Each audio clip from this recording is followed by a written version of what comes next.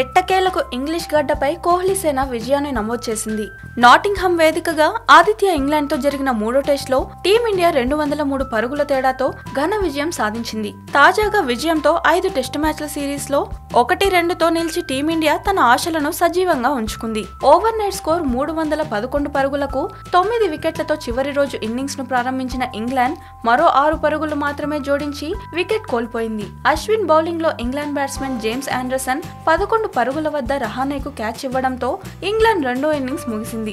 భారత బౌలర్లలో బుమ్రా 5, ఇషాంత్ శర్మ 2, అశ్విన్, షమి, పాండ్యా తలో వికెట్ తీసుకున్నారు. ఈ ట్రెండ్ బిట్స్ టెస్టుకు ఓ ప్రత్యేకత ఉంది. ఇంగ్లాండ్ టెస్ట్ క్రికెట్ చరిత్రలోనే చివరి రోజు ఓ వికెట్ తో ఆడిన రెండో టెస్ట్ ఇది.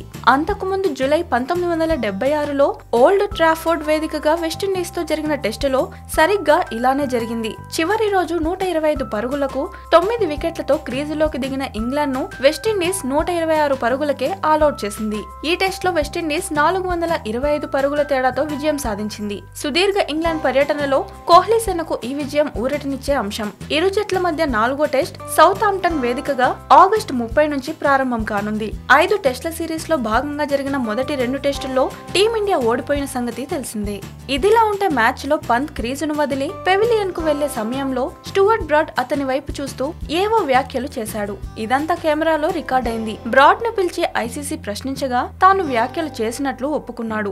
బ్రాడ్ నేరాన్ని అంగీకరించడంతో మ్యాచ్ ఫీజులో 15% కోత విధిస్తున్నట్లు ఐసీసీ నిర్ణయం తీసుకుంది.